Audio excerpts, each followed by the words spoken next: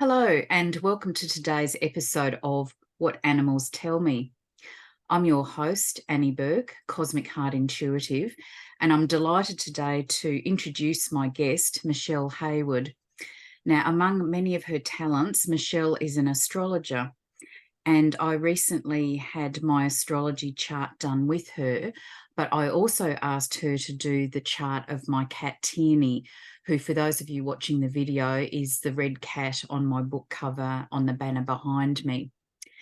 Now, I hadn't studied astrology and I don't understand a lot of the information in the charts, but I'm absolutely fascinated with the quantity of information that you can get from having your chart read and getting your animal's chart read. And to me, it's just a fascinating way of finding out more about our animals and understanding them on a deeper level. So there's all sorts of things ahead for you to learn, like the North and South Node, your sun and moon and why they're important, the midheaven, and your ascendant. So, Michelle, I'm really looking forward to being inspired by the knowledge and experience you have, and how we can learn so much about ourselves and our animals through reading what's in the stars. So, over to you. Oh, thank you, Annie. It's really a pleasure to be here today. And I've got to say right up from the very beginning that doing your chart was one of the most fascinating and really exciting charts to do. And we'll sort of get into that. And especially when as we get further down the track, when I'll be discussing the Sabian symbols, and that was such an astounding eye opener. But we'll start from the beginning, and here we go.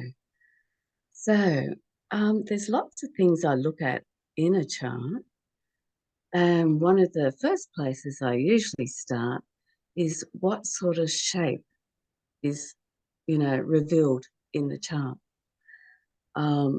So I do have here that Annie has what we call a seesaw chart. Now, that if you look at my pointer, where are we? Oh, yeah, here we go. Sorry about that. So I'm going to start up here in the left corner, and we have all these planets here. And if I go down to the opposite end, we have these planets here that are connecting. So it's a bit like a seesaw. You got the two different ends. Again, we have another seesaw here down in the bottom left-hand corner. So here we've got all these planets, and completely opposite, we have all these planets here talking to each other. So I guess when you think of the seesaw, it's a bit of a balancing act, isn't it? Going up and down, and to get it to sit straight and in the middle and balance, it takes, a real balancing act. So what we have here, I've got to remember we've got the listeners, don't we? They don't actually see the chart. So I must mention here that we're looking at a zodiac wheel that is divided into 12 pieces. And each of those pieces represent a house, and those houses represent different aspects of our lives. Additional to that, we have signs that sit in each of those houses, which varies from person to person. So for Annie, when we look at her chart here, in the bottom left-hand corner, in the second house, I'm trying to get my pointer there. Is my pointer on the second house? I can't see it. Now it's disappeared off to the left of the screen. Now it's up the top. Yeah, it's, oh, here we go. Coming Great. down. Now you're there. Thank you. So when we go to Annie's second house where she has all these planets there, it's in the sign of Virgo. And Virgo is very practical and it's very analytical. It's a very responsible sign. And it's also a sign of communication. And it also refers to animals. On the other end of that seesaw, we have, and that's in the 8th house now, we've got a number of planets there, and the 8th house is about collective skills. Second house is Annie's, say for example, in Annie's case, it's her personal skills and talents. And when we balance that out to the 8th house, this is sharing those skills with other people. So it's sharing those skills with the collective. Does that make sense, Annie? Yes. Yeah, that's really interesting. And as you say, it's that balance because, yes, I am very analytical and, take on responsibilities very seriously. But as you've written in the notes with the 8th house about the mystical, that's part of me as well. And there is this paradox of being very analytical, scientific from my background, but now on the spiritual side, being open to, looking at reality through a different set of eyes and knowing that there's so much out there that we don't know. So it's really interesting that that's reflected in the chart as well. And just in addition to all of that, we've got all this Pisces energy in that 8th house. I'll get me pointer there. So here's all the Pisces energies in, the house of the mystic. And so, we have the unseen world, which is that Pisces, and we have the seen realm. So it's also the seen and the unseen.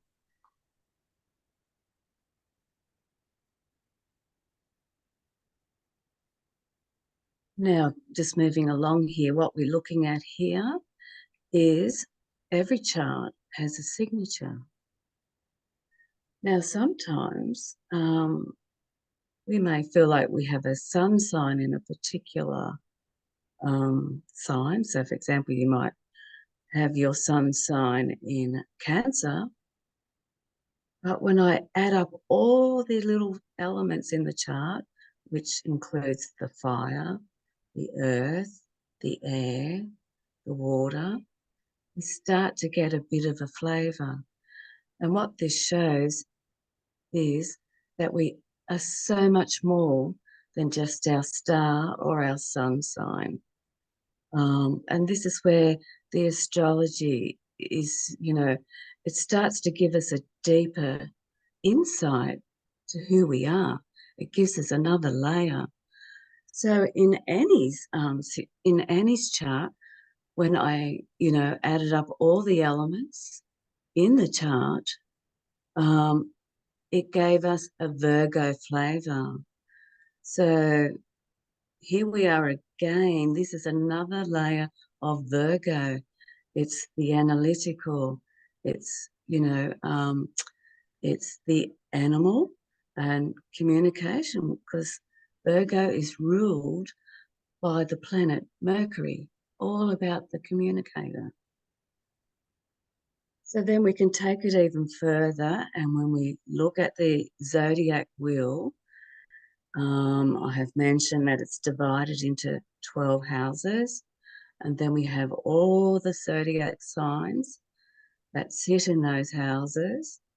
But then we can divide that zodiac wheel into 4 pieces.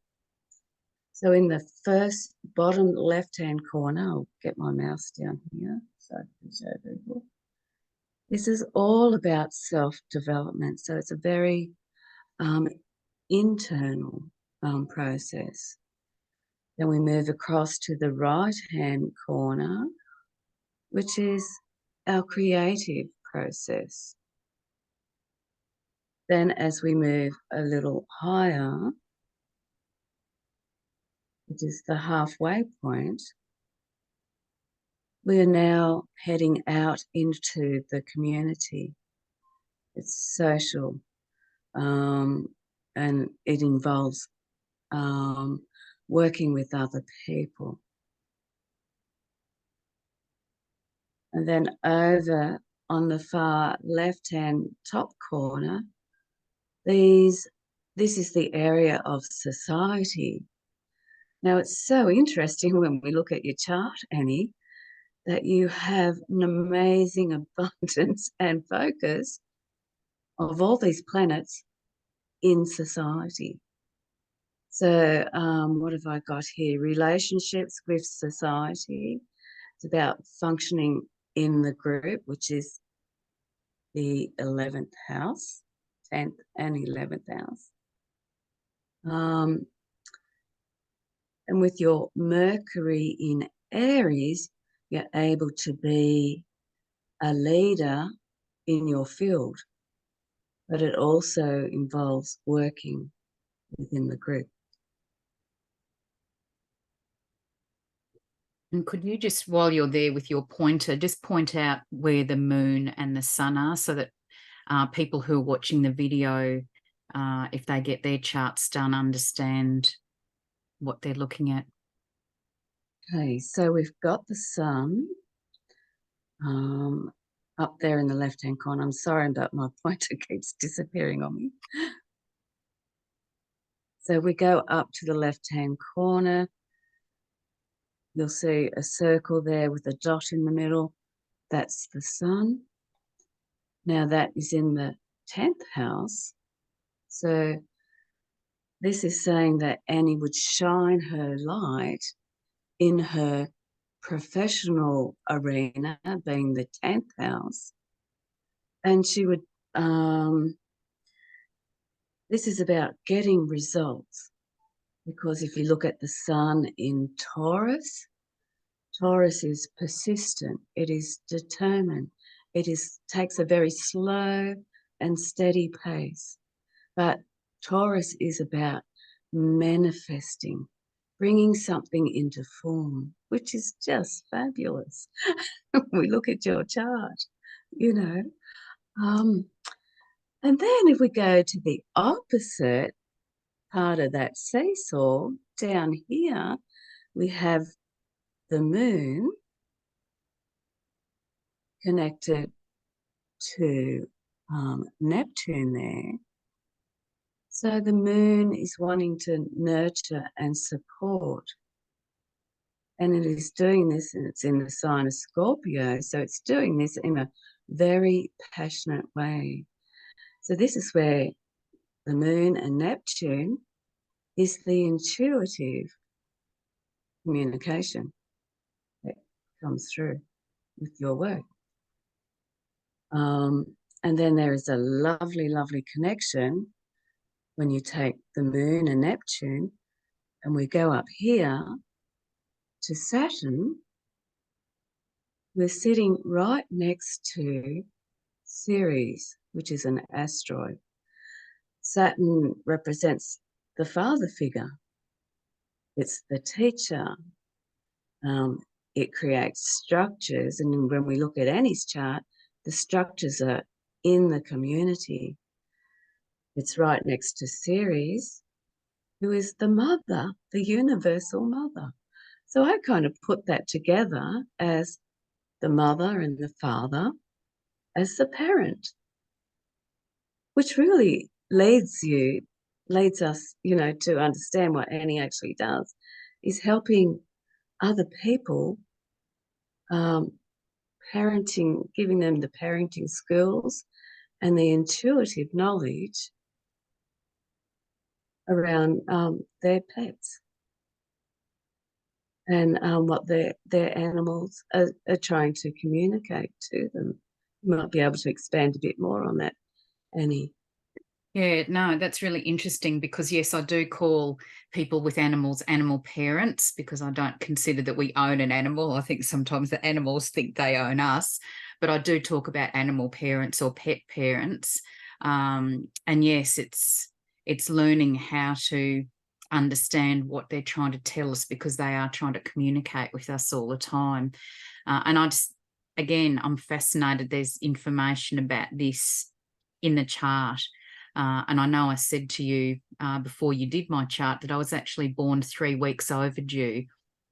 And so if I'd been born on my due date, I'd have a completely different chart, completely different planetary alignments. But I understand it's all just meant to be, and it's all based on the actual day that you were born and the place that you were born and the time that you were born. So all those factors come into account. Absolutely. And then if we go over to the ascendant, actually, I think I've got that on the slide. So, Yes. yes, here we go. So, the ascendant is on the left-hand side of the chart, and it's in that midway point. And this is how others would see Annie. It's in the sign of Cancer, which is ruled by the moon. And that is all about nurturing. It's about building emotional, intuitive connections. The moon is very receptive.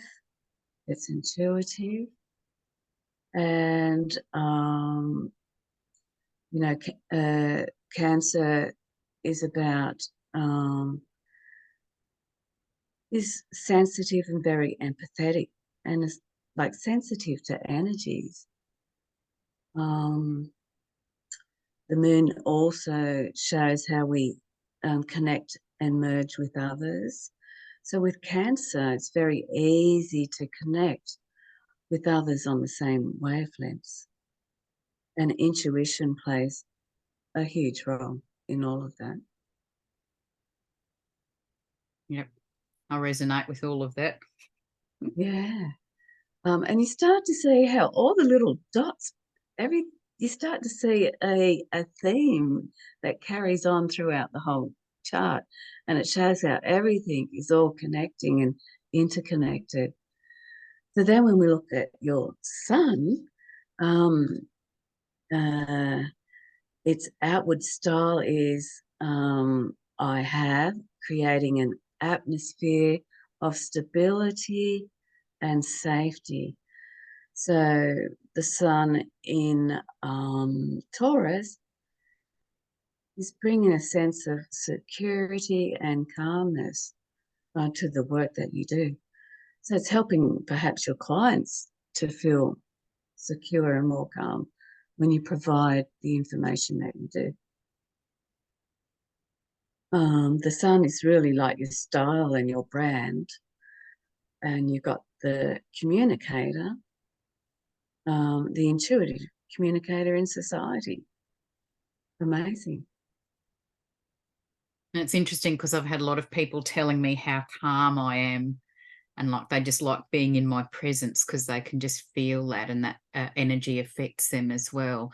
So again, it just amazes me that it's all literally written in the stars Yes, and that you can read so much about a person and give them guidance based on looking at absolutely. the chart. Yeah. And what's really fascinating is the moon phase we are born in. So we got the new moon and all the way through to the full moon.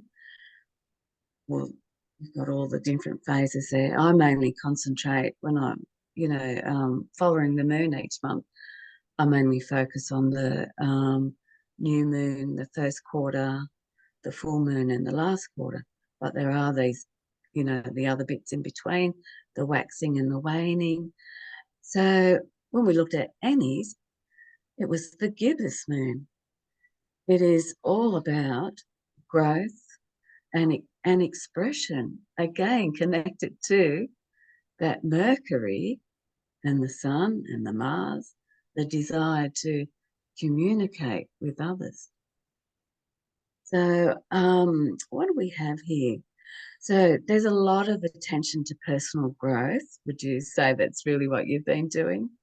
Oh, I think, being on this journey of learning how to be a communicator and opening up to my spiritual understanding and spiritual development, it's just been a significant part of my life, understanding my spiritual purpose and doing the work that I need to do to make a difference.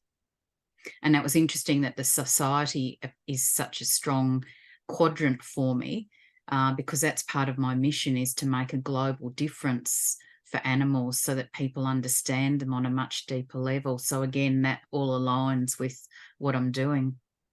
It is. And the 11th house where you have Venus and what have you got there? Venus. Oh, yes, sorry. You've got Venus, you've got Jupiter, and you also have your North Node there. So this is your life purpose, your direction, what you love to do. And it's all about a future vision for a cause, you know, all in the 11th house. Amazing. And then when we go on that seesaw again to the other end of the North Node is what we're learning and our potentials. On the other side, we have the South Node, which is asking the questions why, again, relating to your moon phase. And I loved it when I asked you this question. Did you ever ask questions why, Annie? And what was your response? Uh, I think I drove my parents insane asking why, because I was just so fascinated with absolutely everything. And they actually got me a book called Why, and it's about that thick. And it just had all this information about all sorts of things with geology and planets and plants and all sorts of different things. So I could look up and find out the answers myself. But I think it's just the inquiring mind. And the same with my spiritual awakening. Like, I didn't know it could happen. I didn't know it was happening. But I've just been on this, journey of exploration since, wanting to find out how the world really works and what is reality. And so when we look at the South Node, it's in the sign of Sagittarius, which is all about the bigger picture. It's about traveling. It's about exploring. It's about discovering. It wants to understand the whys. So it's fantastic. It's searching for a bigger truth. Yep. But And I really like again, that last yeah, dot point you've got there about seeking revelation or illumination. And I love that with the significance of the moon too, with all that light being nearly a full moon, but just exposing what may have been hidden or isn't known yet, so I can bring that into the world and share that information. I know. And then the North Node in um, Gemini is saying there are many truths. There are, and we need curiosity to discover those truths. And because that's in the 11th house of groups and associates, and it's the bigger, wider world, that's where these discoveries and many truths come to light. So I just love it. So here we have, and this is the part I just absolutely loved when I was doing your chart. Um, we got here I mentioned the Sabian symbols. So I think what I need to do here for the people that can't see the screen is to refer back to the zodiac chart. So we go back to the wheel. It's divided into the 12 houses. And each of those houses has 30 degrees in them.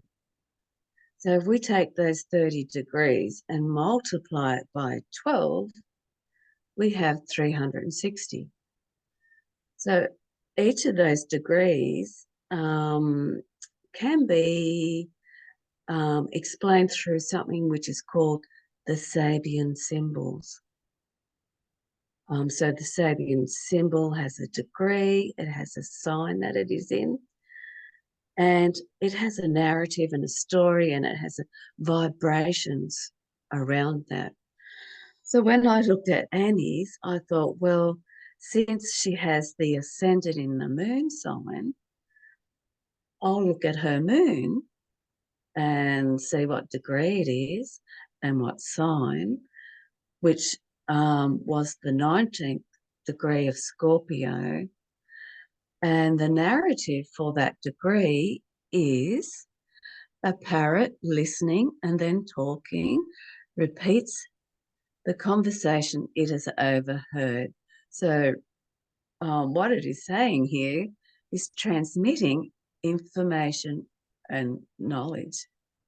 I just think that is so astounding, considering the work that you do.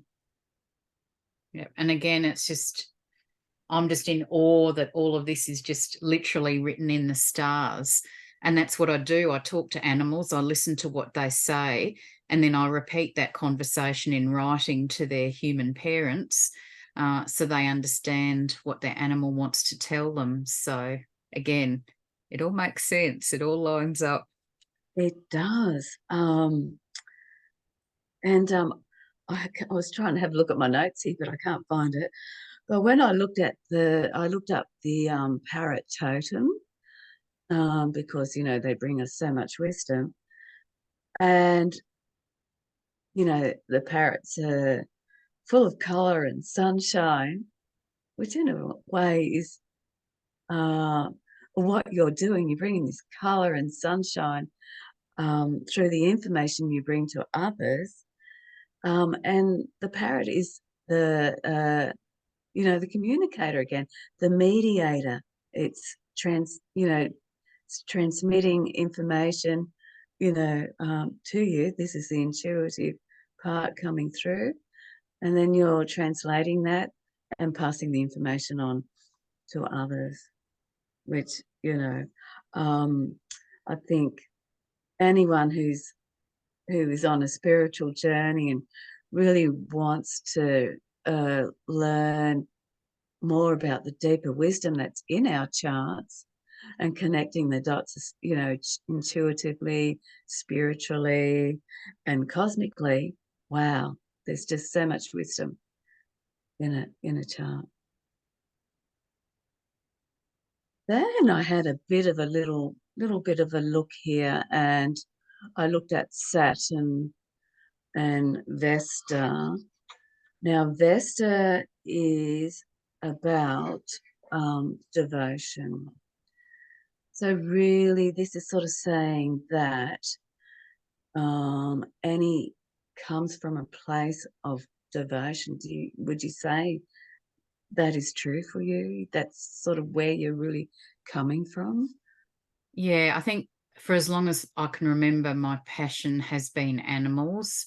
And I've just had this drive to make a difference for them. But of course, I wasn't really sure what that was going to look like at the end. So, because I didn't know anything about animal communication until 12 years ago. But certainly that is my passion. It's my mission to make a difference for animals and to change the global perspective about animals so that people understand they've got souls, they feel emotions, they're with us for a reason. It's no coincidence that an animal's in our life. And also that they understand everything that we say. And a lot of people are just intrigued by that. And then they're very conscious about what they then say in front of their animal now that they know that they can understand what they're saying. But yes, that really drives me because animals can have so much wisdom for us and they can really help us. And they just love sharing their guidance with us when we know how to connect and ask them. And that is just so true, even from my own personal experience. I sort of had this very strong connection with a horse once, and I was sort of asked, I was just talking to this horse, and I asked, um, uh, you know, big heartfelt question, and the synchronicities and things that happen from that experience opened my whole world. And through all my meditations and things like that, I often would receive animal totems as guidance. And it just completely opened a whole new world. Our animals can guide us. And once we start making these connections, we can actually begin to ask questions like you do, Annie, um, and actually receive answers. There's just so much wisdom. So when you look into the totems, different animal totems, their characteristics and whatever, all those things can help us guide us on our own journey. So I've got here, so this is channeling energy, perhaps, I'll just read out what I've got here. You can easily channel your energy from past hardships into fulfilling your spiritual calling. So sometimes from these places of pain or loss, it might be loss, I think in your case from previous animals, it begins to open us up even more and to ask questions. And it can fuel, like in your case, a spiritual mission, because all these energies are all sitting in the 8th house. The channeling is coming from the moon and Neptune, and it's connecting with Saturn in the 8th house.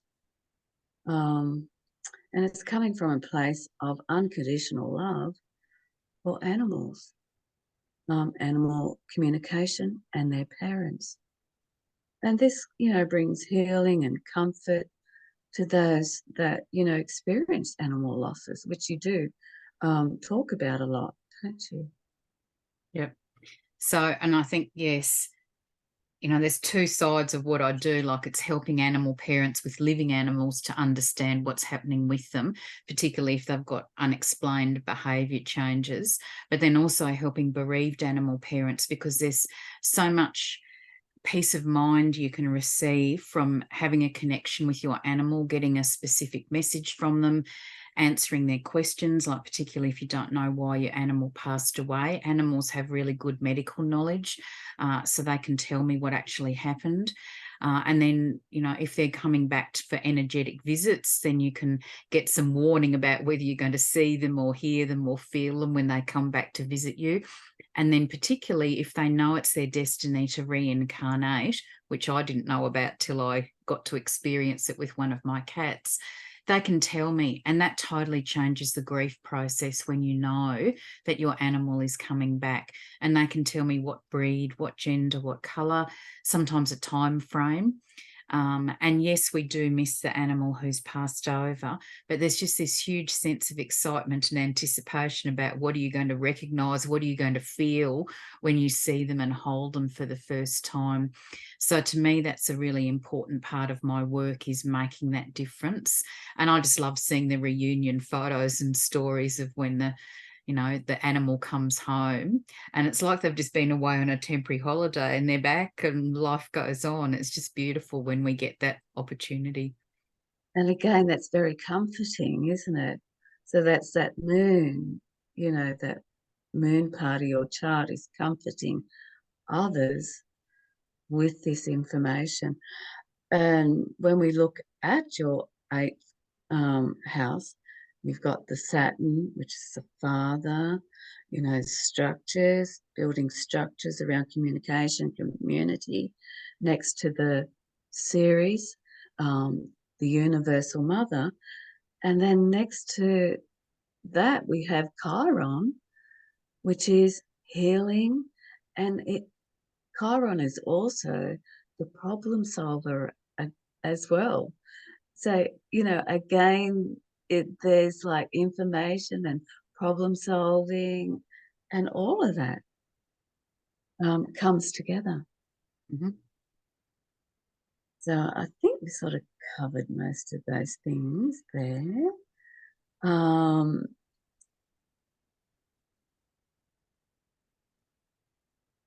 So here I've wrote just a little thing. Your sun shines a light while the moon intuitively reflects the insights. This is a real gift, the moon and Neptune together.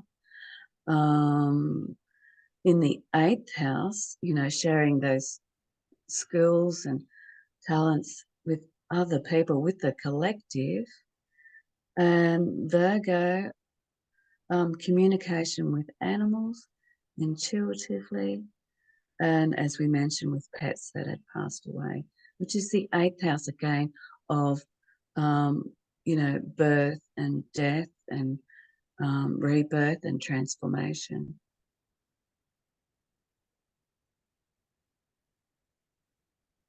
So having Aries on the midheaven, which is, we're looking at the top of the chart. The top of the chart is our reputation, our status. It's our career. So here, having Aries on the midheaven, Aries is ruled by Mars. So Mars is, I've just got a little quote here. I fight for what's important. I always finish what I start, and I am an innovator and a risk taker. So you'll stand out in your field to inspire others through communication, teaching, and writing. That's Mercury in Aries on the midheaven. I don't know. Probably don't need to mention. Did you want me to mention Jupiter's transit at the moment, or? Look, I don't think so. I just think that, again, that's fascinating because I do the communication work, but I'm also writing. I'm just about to publish my 3rd book, particularly about soul reincarnation and supporting bereaved animal parents. So that's a way that I can share the information out to more people. So again, having that impact on society. Exactly.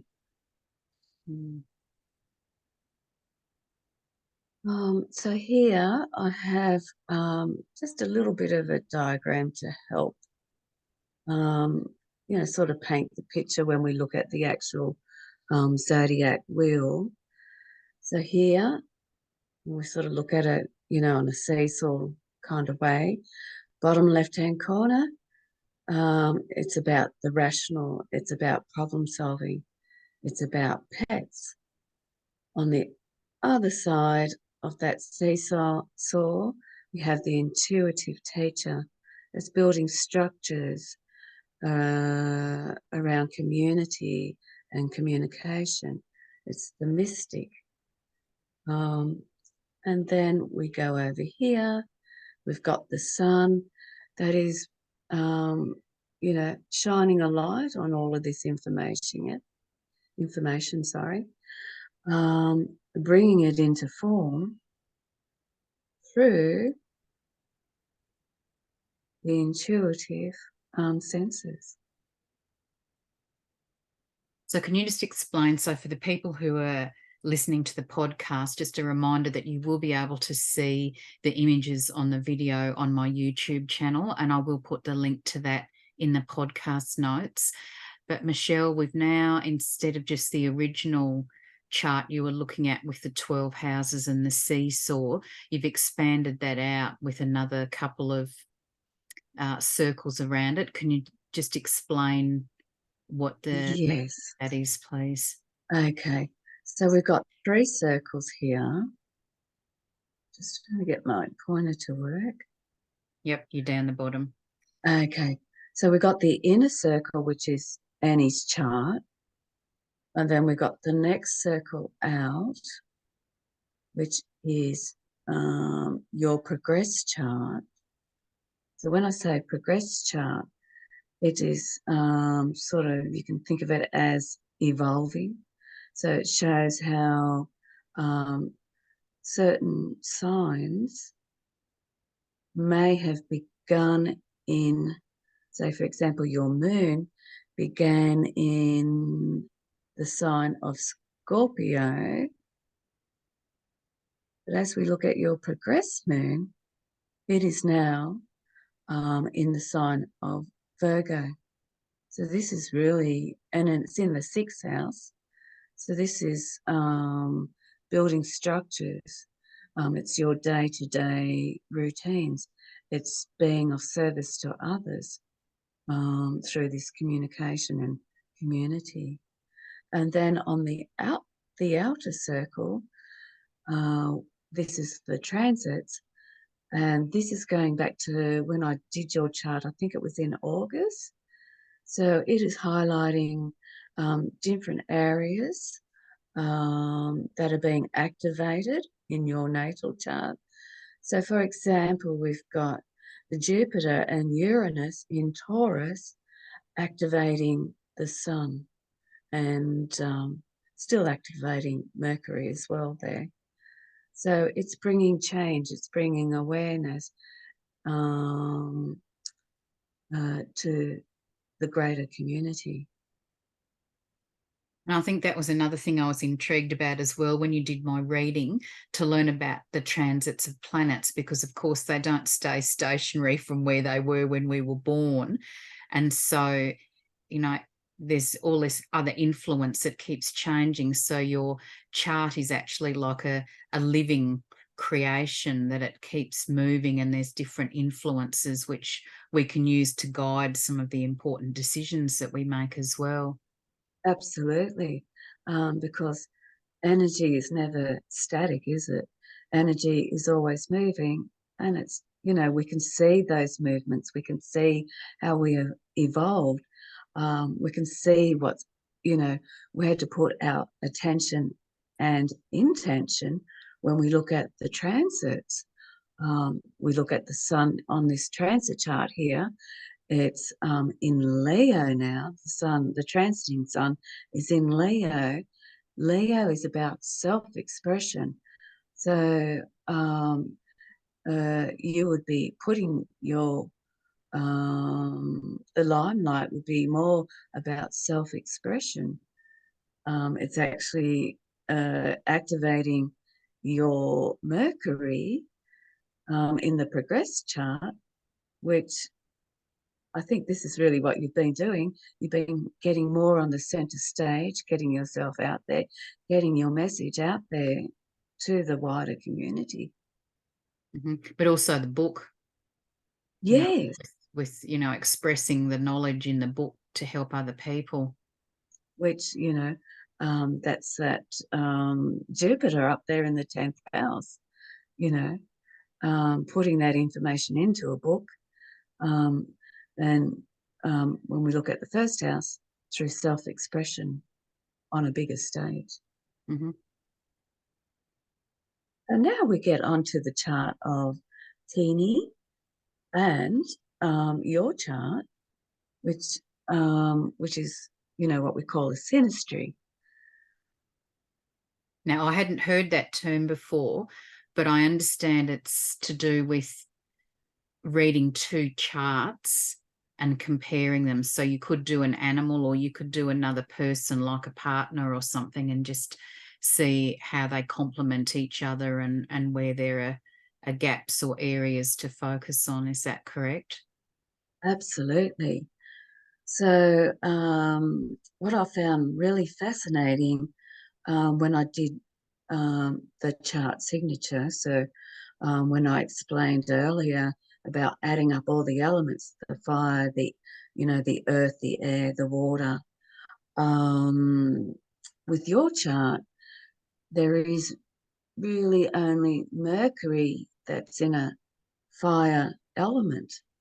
The rest of your elements are very much focused on Virgo, which is earth, and the water signs of Pisces, and then your moon and Neptune, another Pisces Scorpio energy, another water energy.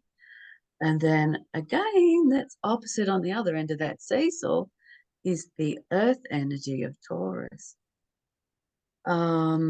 Whereas Teeny has about 4 fires. So this is where it begins you can see how you can complement each other in an elemental way. Fire is about action. It's about, taking initiative. It's being a leader. It's, there's all this support in, moving the energy in that way. When you look at water and earth, what have we got here?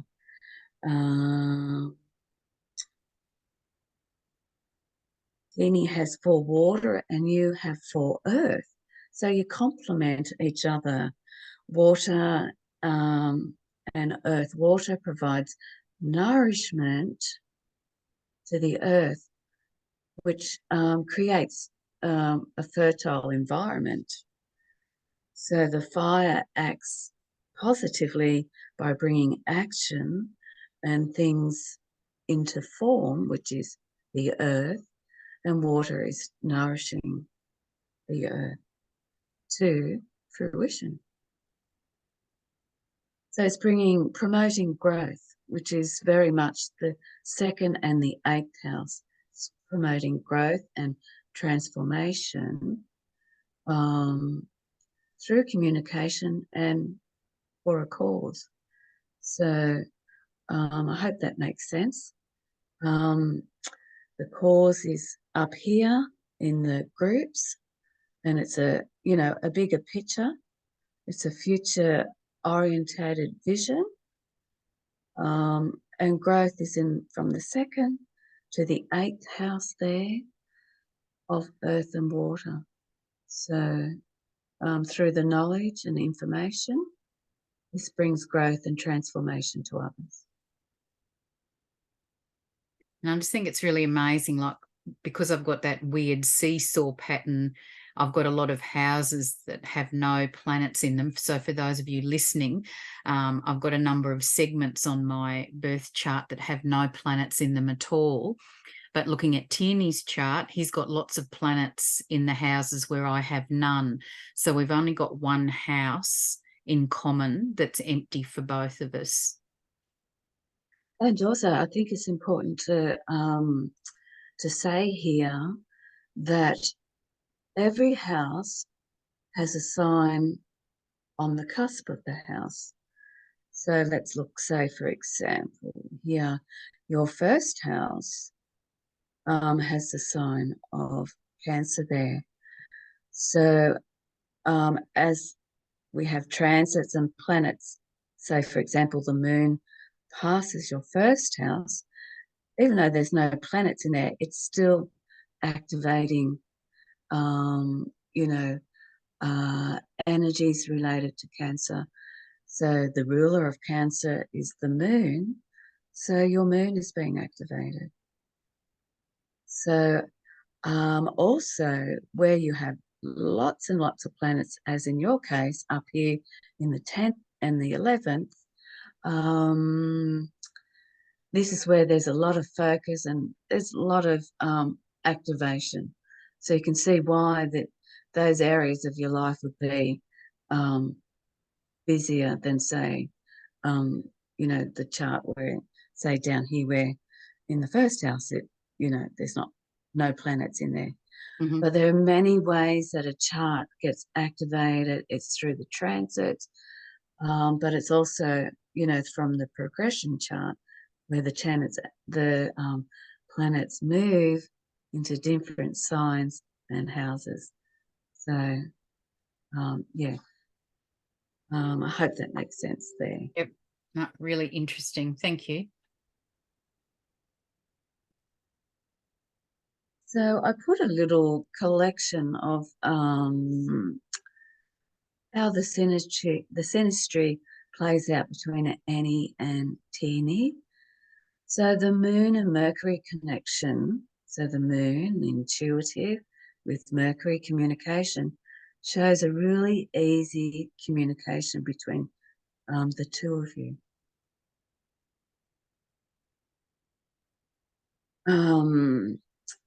I've got here also that Annie and Tiernay may feel they are telepathically connected together. So even though we're sort of saying the words are unspoken, you sense and feel the communication. So maybe you might be able to say a little bit on that, Annie. Yeah, it's interesting because telepathic communication, which is what I do, and it's how animals communicate with each other, is actually a silent language. So it's interesting you're saying that it's not needing words. We do use words, but they're not said out loud. So you actually hear animal voices in your head. It's quite bizarre. It's not audible in your ears, it's actually in your head. And yes, I started talking with him at 6 weeks of age.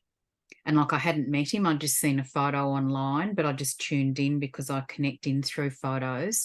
And he was just so funny because he was just on the go all the time. He's a real energizer. And I'd be chatting to him and he'd say, sorry, got to go. And he'd be off and playing again and then come back. So he's just turned 10 a couple of weeks ago. So we've been communicating for nearly 10 years now. But yeah, he just continues to teach me about more complex ideas and concepts, just so that I understand more about reality. But he's a very patient teacher, and this was something that they wanted me to write about in the book as well, that they've got all this wisdom, but they don't want to overwhelm us, so they can judge how much information they can give us in one go for us to process and integrate, because it takes time. I've had to change my whole understanding of reality, knowing what the animals are telling me, and knowing about reincarnation and life after life. And it just takes that time of adjustment, so they don't bombard me with too many new things in one go. They know they've got to space it out, that I have to see it and hear it, understand it, integrate it, and then move on to the next level. And that really makes sense, doesn't it? That's, in a way, it's that balancing act again, taking that information, taking the facts, you know, taking the time to sit, quietly and understand and sense and feel, which is the Taurus energy. It's sensing and feeling what is this information trying to say on a deeper level. That really is fascinating. And I've got here, there is an instant spark when Annie and Tiernay meet. Together they can expand their horizons in a way they had thought impossible. Yeah. And like, he's a really fascinating soul. And I know he's had, a number of past lives as well, but he's comes across very humble, but he's just a fount of knowledge. And he's been working with some of my mentorship clients. So I actually teach animal parents telepathic communication so they can master the skills and talk with their own animals. So for people who don't have domestic animals to practice with, they can work with some of mine. And I've never asked them to help me on a practical level like that before, but they've just relished the opportunity.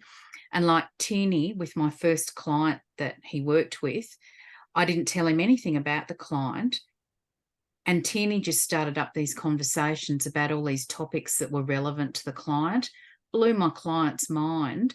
And Tiernay was showing videos and all sorts of things, and just a phenomenal communicator, but so in tune and knows what to tell people to help.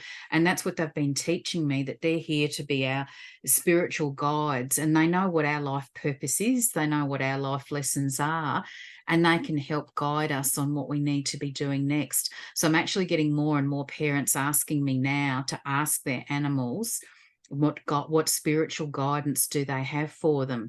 And then all of this information just flows through. And, I can really relate to what you're saying there. When you get these validations, like,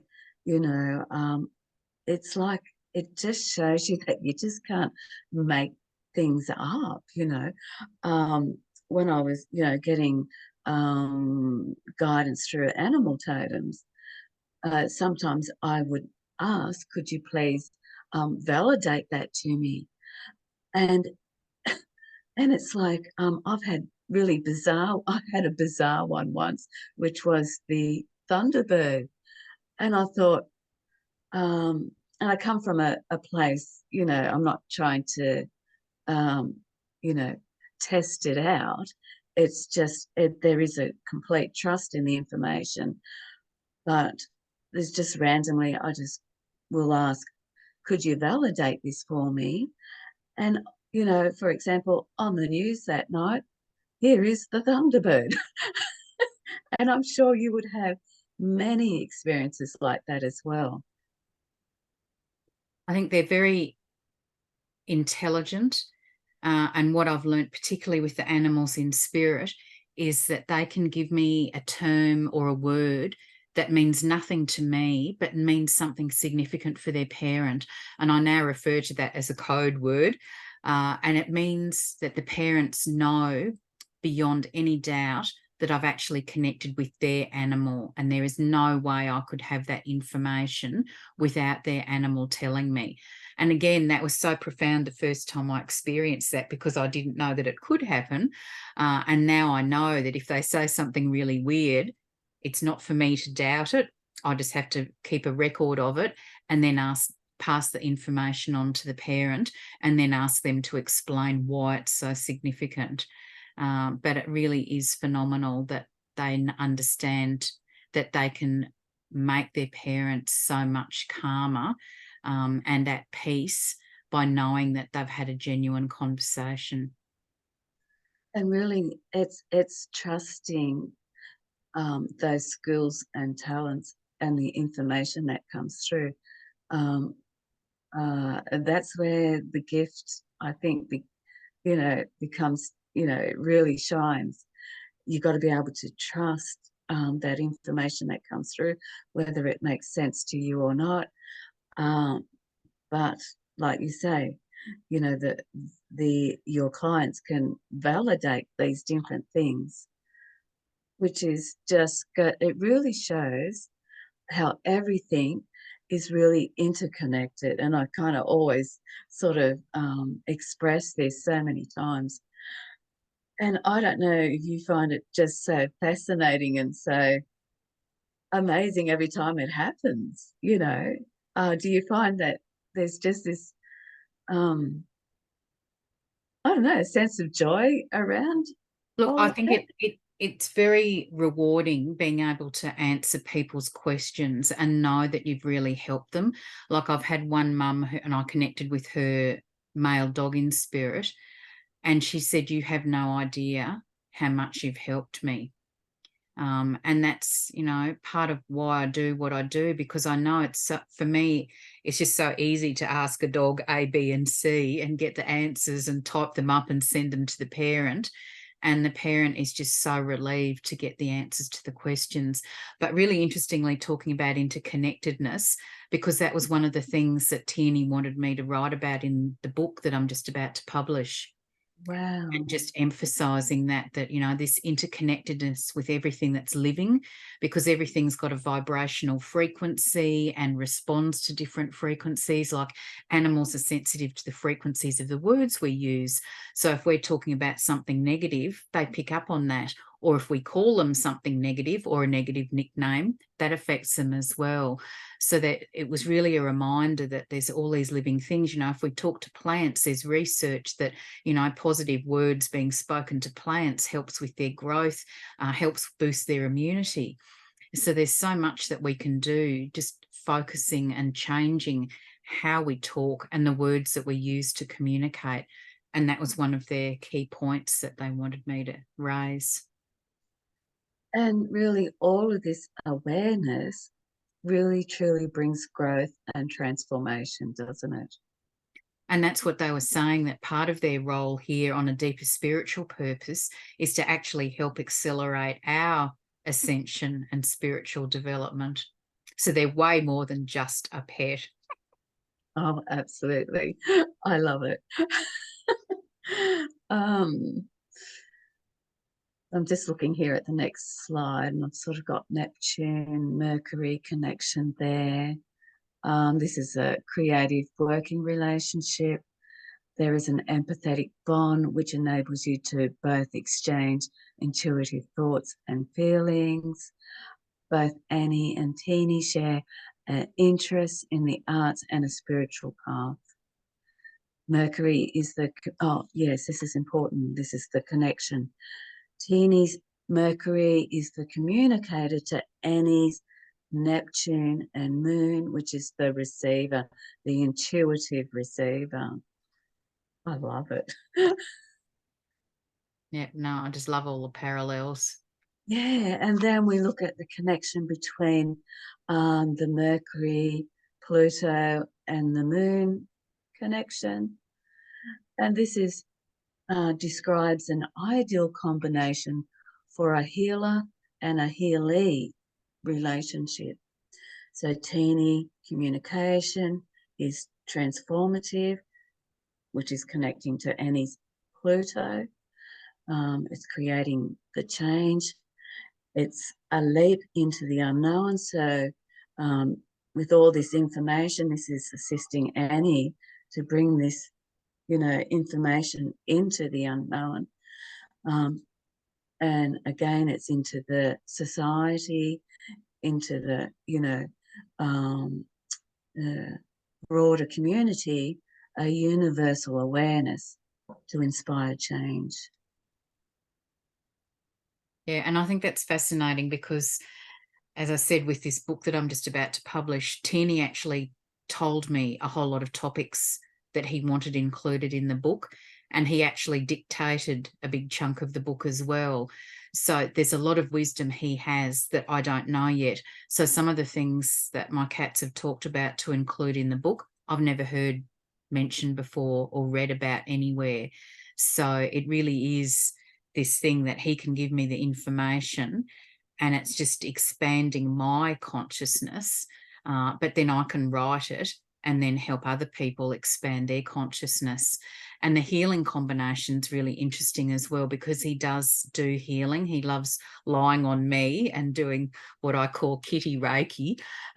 He's also very aware of the frequencies of crystals, as are all my cats, and they understand the healing properties of them. So I make up great big crystal grid patterns on my floor to support my mentorship clients while they're doing the program, but also to support healing and well-being for other animals and humans.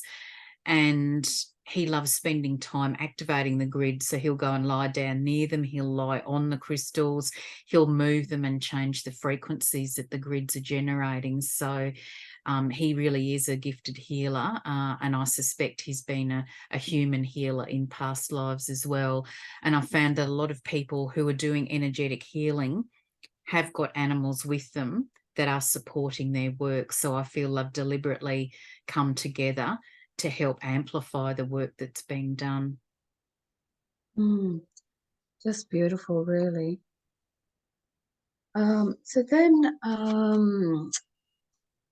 I've just got, we'll talk about the nodes.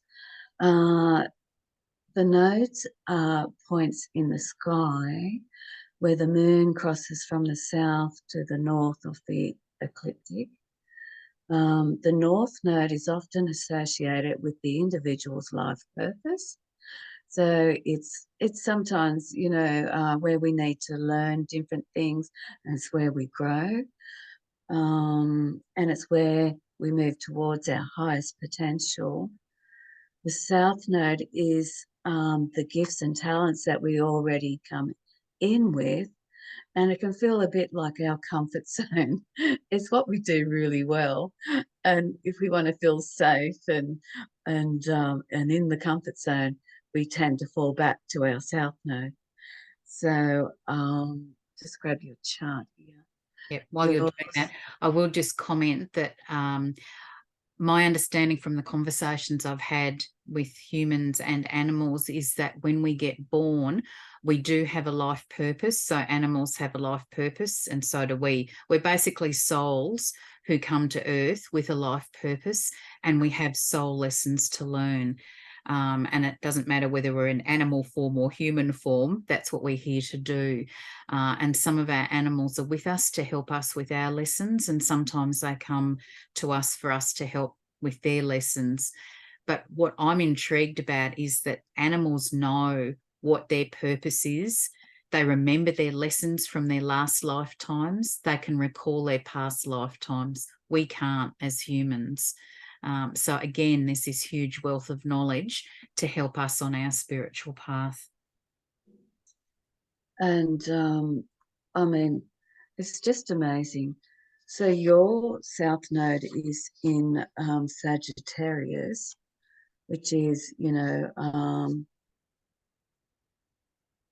I think you said you had a background in education, didn't you? Is that right? Background in health, but I've always had this feeling about being a teacher and wanting to be a teacher, and I'm able to do that now with the different courses that I'm offering, and being able to help and also educate people through the written word.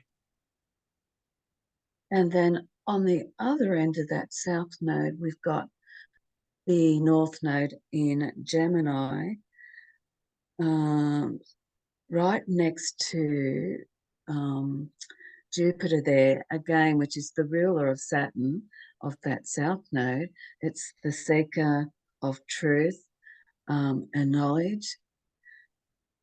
I just wrote a few notes here.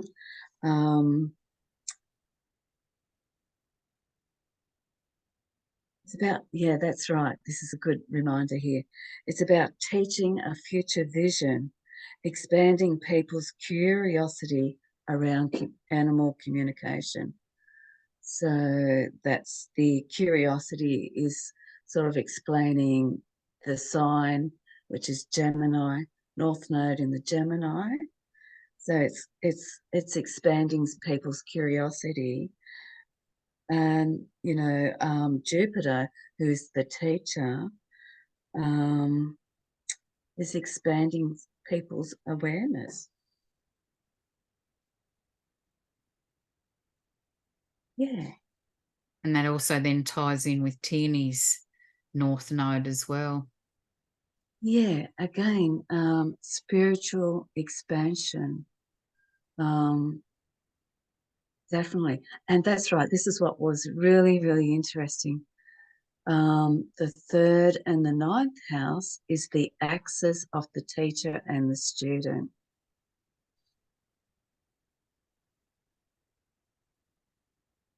And yeah, I just really resonated with that, with all the information that Tiernay's got for me. I feel as though he is my teacher. And I'm just absorbing all of this information from him and then being able to transmit that in a way that people will understand. And I've just got here, this is in regards to the North Node. Another life lesson that is important for spiritual growth is to express yourself. That's the Gemini in the North Node. So this can be through the arts, it can be writing, painting, music, theatre. So, of course, writing the books that you do. Mm-hmm. And then you may decide to channel your creativity in a different direction, such as medicine, medical research, inventions, or creating a company that addresses a world issue. Again, the 11th house, it's creating a bigger vision and it's addressing, a cause. Oh, look, we've come to the end. So I've got a little on the end here, I've got here for anyone that would love to tap into their inner wisdom, where the cosmos and the spirit and intuition and real life experience all collide, then I would love to do an astrology chart reading for them and take a nice big deep dive into the cosmic map. That's fabulous. I will include your contact details with the podcast notes as well. And for people watching the video on YouTube, Michelle's details are here. So as I mentioned right at the start, Michelle actually did a double reading for me. So she did the reading for me and she did the reading for Tiernay.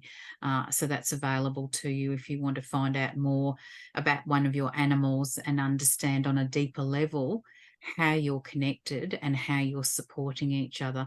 So that was absolutely fascinating for me to understand what Tiernay was doing behind the scenes on an astrological level to support me. And it just makes so much sense about our relationship, having that extra information now. So thank you for doing the work that you did on our charts, but also for sharing that wisdom today. I think, yeah, it's just, there's so much more to learn about why we're here and who we're here with. And this is just an amazing way to look at that from a different perspective. Yes, absolutely.